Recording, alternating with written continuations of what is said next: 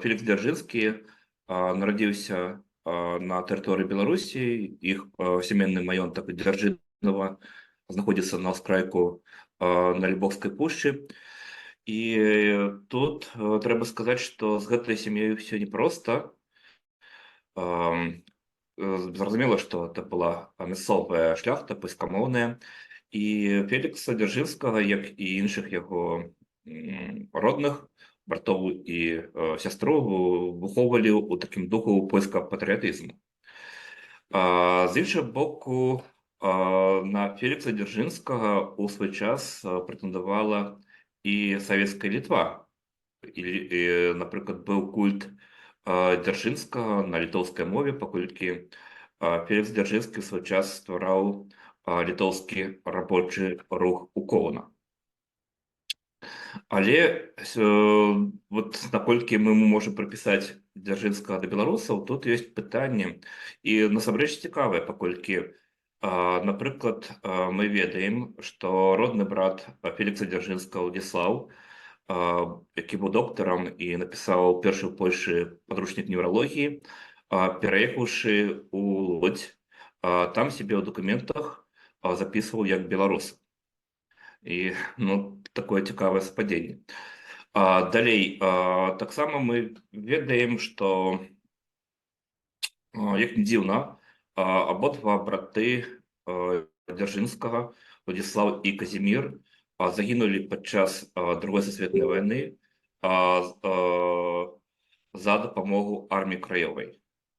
То бок, сям'я вельмі непростая. А яшчэ адзін племяннік Фелікса Дзяржынскага, Ежы Дзяржынскі, быў асабістым ад'ютантам Юзефа Пілсудскага і нават дапамагаў ратаваць сям'ю Пілсудскага ў 1939 годзе падчас наступлення нацыстаў на Польшу. Наколькі мы можам гэта ўсё атасаміць з беларускай гісторыі? Я б сказаў, што мы не можам будаваць нашу гісторыю выключна на кульце герояў, паколькі гісторыя заўжды складаная. І беларуская зямля не нараджала выключна выбітных, добрых, светлых людзей. Варта паглядзець толькі на тое, што адбываецца зараз у Беларусі. І безумоўна, што Фелікс Дзяржынскі, заснавальнік надзвычайнай камісіі, арганізатар бальшавіцкага тэрору, гэта таксама у некаторай ступені частка і нашай гісторыі. Адзінае, што фактычна з савецкіх часоў Фелікс Дзяржынскі стаў патронам для спецслужбаў. Пазней, пасля ВЧК, это была НКВД, якая ператварылася ў Камітэт дзяржаўнай бяспекі.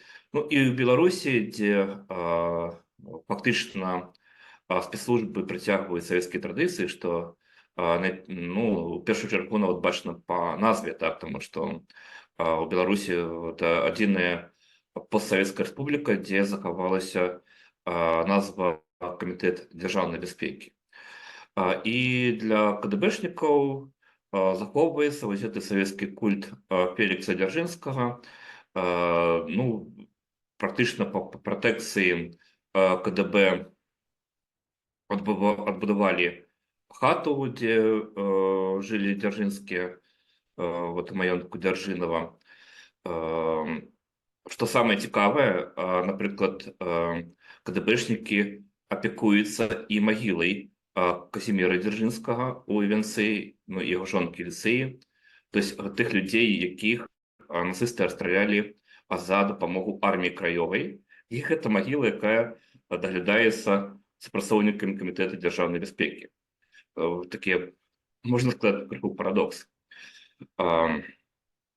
І відавочна, што ў актуальнай сітуацыі прасоўванне культа Фелікса Дзяржынскага ў Беларусі шчыльным чынам звязана менавіта з такімі інтарэсамі Камітэта дзяржаўнай бяспекі, якія імкнуцца прасоўваць сваю легітымнасць. І відавочна, што наданне ліцэю імя Фелікса Дзяржынскага гэта ў в значнай ступені звязана вось з такімі э, інтарэсамі КДБ, якое імкнецца прадставіць сябе як нейкая арганізацыя, якая не толькі займаецца там нейкай выведкай ці зборам інфармацыі, але і фактычна ўплывае на падрыхтоўку новай эліты, так, паколькі ліцэй БДУ гэта тая адукацыйная установа, якая атасамляецца з тым, што туды паступаюць лепшыя, так, і выхоўваюць новую генерацыю нацыянальнай эліты.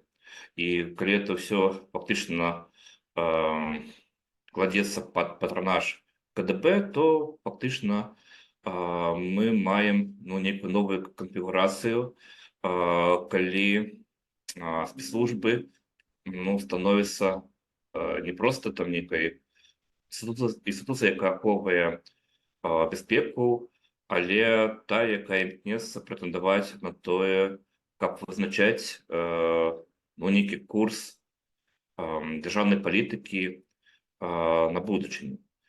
Наколькі гэта будзе мець далейшае пашырэнне, трэба разумець, што ў нас ёсць не толькі КДБ, але іншыя сілавыя структуры, якія прэтэндуюць на дамінаванне, у тым ліку, напрыклад, і Генеральная пракуратура, якая апошнімі гадамі прасоўвае эту ідэю геноциду беларускага народа.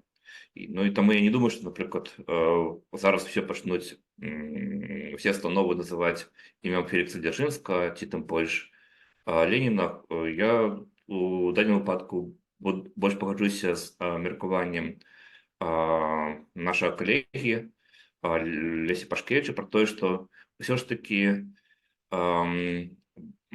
больш прадказальная тэндэнцыя на тое, што паўсюль будуць прысвойваць імёны герояў, звязаных з гісторыяй Вялікай Адчыннай вайны.